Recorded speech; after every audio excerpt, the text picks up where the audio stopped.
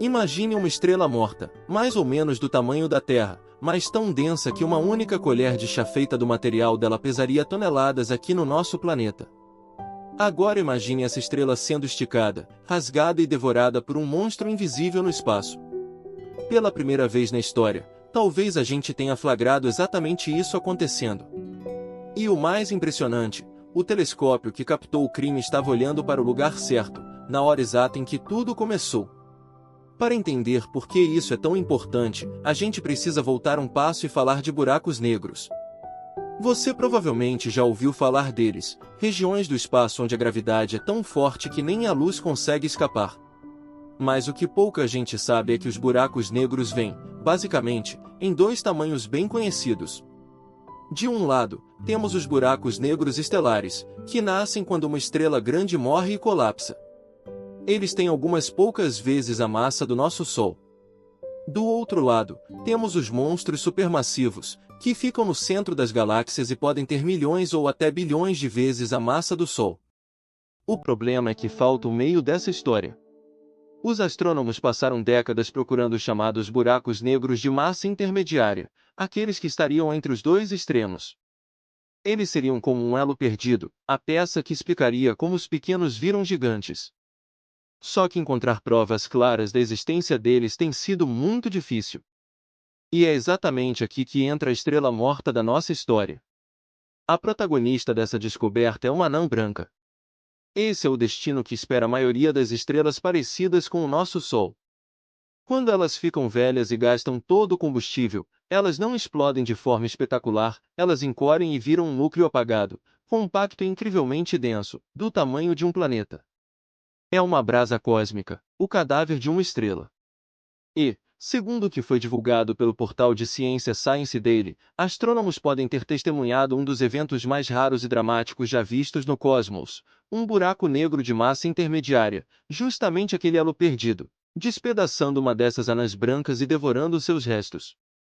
O telescópio espacial Einstein Probe captou a explosão nos seus primeiros instantes, e o que ele viu foi surpreendente, uma sequência incomum de flashes intensos de raios X, diferente de qualquer coisa registrada numa explosão de raios gama comum. Quando uma estrela chega perto demais de um buraco negro, a gravidade não age igual em todas as partes dela. O lado mais próximo é puxado com muito mais força do que o lado mais distante.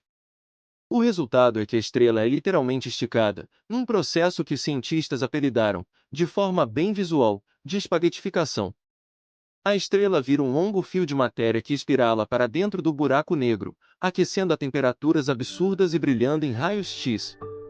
É essa luz que o telescópio capturou. Mas como é que a gente consegue enxergar uma coisa dessas, a tantos e tantos anos-luz de distância? É aí que entra a parte detetive da ciência. O Einstein Probe é um telescópio espacial projetado especificamente para vigiar o céu em raios X, que é um tipo de luz invisível para os nossos olhos e que, ainda por cima, é bloqueado pela atmosfera da Terra. Por isso ele precisa ficar no espaço. A grande sacada desse telescópio é que ele tem um campo de visão extremamente amplo, inspirado, acredite, nos olhos de um lagostim, que enxergam em várias direções ao mesmo tempo. Isso permite que ele monitore uma fatia enorme do céu de uma vez só, esperando o momento em que algo de repente acende. Eventos como esse são o que chamamos de transientes, clarões que surgem do nada, brilham intensamente por um tempo e depois somem. Sem um vigia de plantão olhando para grandes regiões do céu o tempo todo, seria quase impossível pegar o exato instante em que a anã branca começou a ser destruída. Foi essa combinação de estar no lugar certo, na hora certa, e com o instrumento certo, que permitiu registrar a assinatura de raios X desse rasgo cósmico logo no comecinho, antes que ela desaparecesse.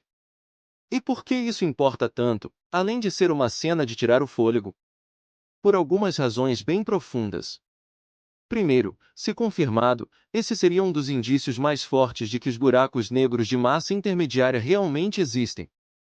Achar esse elo perdido ajudaria a responder uma das grandes perguntas da astrofísica: como os buracos negros supermassivos, lá no centro das galáxias, ficaram tão gigantescos?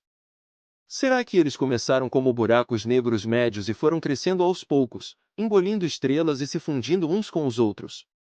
Cada peça nova nesse quebra-cabeça muda nossa compreensão de como as galáxias, incluindo a nossa, a Via Láctea, se formaram e evoluíram. Segundo, esses eventos de destruição funcionam como uma espécie de laboratório natural. Quando um buraco negro despedaça uma estrela, ele acende uma luz que revela sua presença e nos dá pistas sobre sua massa e seu comportamento.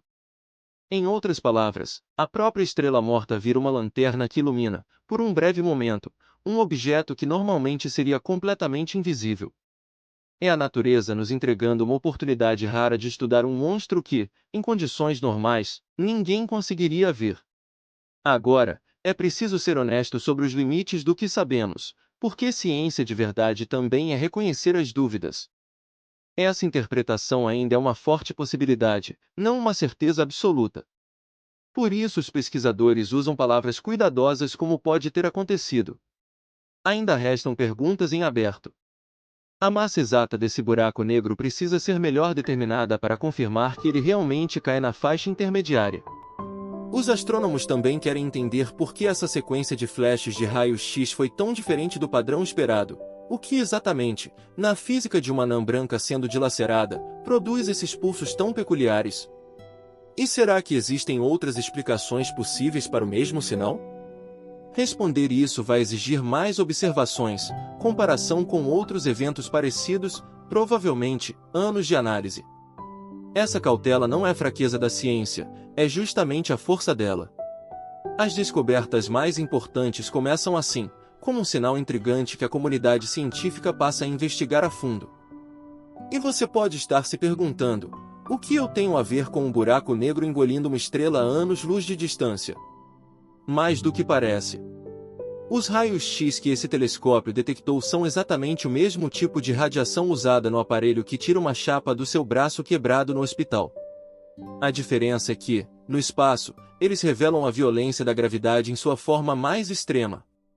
E tem uma conexão ainda mais íntima: cada átomo de cálcio nos seus ossos, cada átomo de ferro no seu sangue, foi forjado dentro de estrelas que viveram e morreram bilhões de anos atrás. Quando a gente observa uma anã branca sendo destruída, está, de certo modo, olhando para o ciclo de vida e morte das estrelas que tornou a nossa própria existência possível. Entender esses eventos é entender de onde a gente veio. No fim das contas, o que esse episódio nos lembra é que o universo ainda guarda espetáculos que a gente está só começando a aprender a enxergar. Cada telescópio novo é como abrir mais uma janela para um cômodo do cosmos que estava no escuro. E hoje, talvez, a gente tenha visto pela primeira vez um buraco negro flagrado no ato de devorar uma estrela morta. Se você ficou com alguma dúvida sobre buracos negros, anãs brancas ou sobre como esse telescópio funciona, deixa nos comentários que a gente pode explicar nos próximos vídeos. E se você curtiu essa viagem, se inscreve no canal para continuar com a gente explorando a ciência de verdade, direto ao ponto.